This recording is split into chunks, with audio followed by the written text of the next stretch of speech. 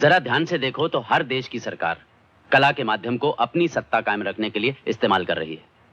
अगर बुनियादी परिवर्तन लाना है तो हमें अपनी कला, अपने माध्यम को एक हथियार की तरह इस्तेमाल करना होगा। अगर फिर भी काम नहीं बनता तो हथियार को अपना माध्यम बनाना होगा। आपका मतलब है कला का उद्देश्य सिर्फ राजनीति का हथियार बनकर रह जाना है? उसका अपना कोई स्वतंत्र अस्तित्व नहीं है? अगर आर्टिस्ट पॉलिटिकली कमिटेड नहीं है तो उसका आर्ट रेलेवेंट नहीं है। क्यों डॉक्टर? मुझे इस बहस में क्यों उलझा रहे हैं? सीरियसली? आर्टिस्ट किसी भी पॉलिटिकल आइडियोलॉजी में विश्वास रखे या किसी भी पॉलिटिकल पार्टी का मेंबर बन जाए, यह उसका निजी फैसला है, उसका व्यक्तिगत चुनाव है। मैं इसे उसके आर्ट के रेलेवेंट होने की आवश्यक शर्त नहीं मानता। लेकिन एक बात स्पष्ट है, श्रेष्ठ कला और साहित्य 20वीं शताब्दी में तो खासकर किसी न किसी किस्म के प्रोटेस्ट के जज्बे से पैदा हुआ है। यह प्रोटेस्ट केवल राजनीतिक था, सामाजिक या आध्यात्मिक था, इसका विश्लेषण करना आसान नहीं है। लेकिन कलाकार के मन में प्रोटेस्ट का, विद्रोह का जज्बा बहुत शक्तिशाली था। कोई भी पॉलिटिकल सिस्टम हो, अन्याय और दमन के विरुद्ध आवाज उठाना कलाकार की अहम जिम्मेदारी है। डॉक्टर, इतने वर्षों में पहली बार तुम्हें इतना बोलते हुए सुन रही हूँ। अविनाश साहब की कृपा है। वैसे डॉक्टर, आपको ऐसा नहीं लगता कि कलाकार के प्रोटेस्ट को एक व्यापक विद्रोह का रूप देने के लिए उसे किसी राजनीतिक संगठन के समर्थन की जरूरत है? मुझे ऐसा नहीं लगता। एक ऐतिहासिक क्षण में जब बहुत से कलाकार एक विशेष प्रकार की चेतना, एक विशेष प्रकार की सेंसिबिलिटी व्यक्त करते हैं, तो खुद ब खुद एक मूवमेंट शुरू हो जाती है जो सीधे जनसाधारण के दिलो दिमाग तक पहुंचती है। लेकिन डॉक्टर, व्यक्ति के निजी सुख दुख का क्या? आपका दर्शन तो उसे तुच्छ मानकर धिक्कारता है। हमारा हर सुख, हर दुख सामाजिकता और राजनीति से संबद्ध होना चाहिए। हर बार ये आग्रह क्यों? व्यक्ति के निजी सुख दुख के साथ कोई बैर नहीं, पर अगर वो रचना के रूप में कलात्मक स्तर को नहीं छू पाता, कोई नई दृष्टि नहीं देता, तो किस काम का?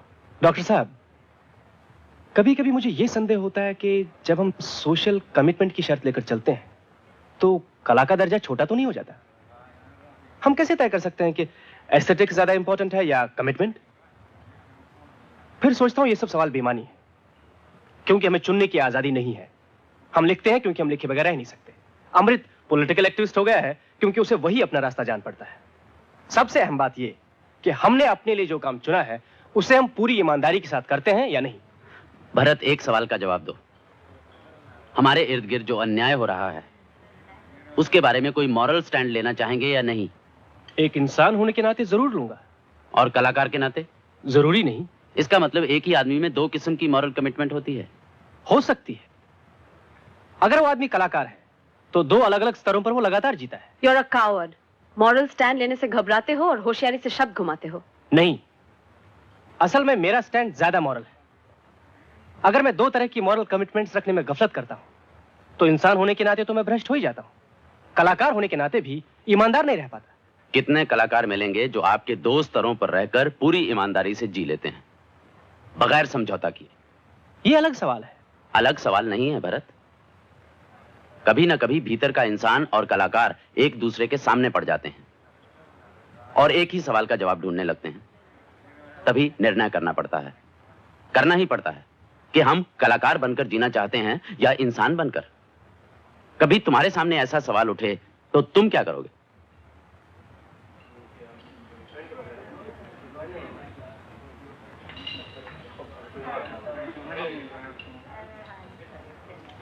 अविनाश साहब के लिए फोन है। Excuse me.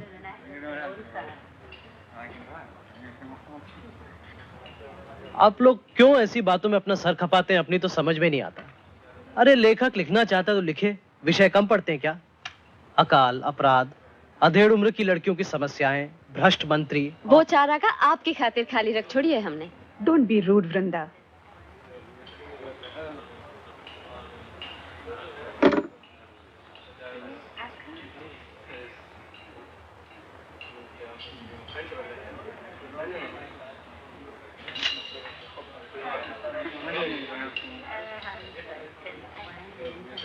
क्या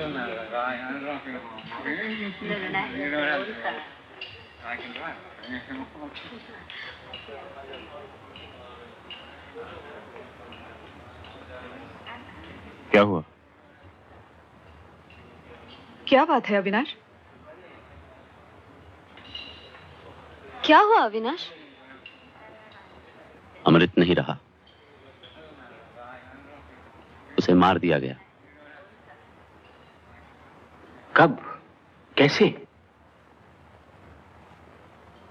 आज सुबह।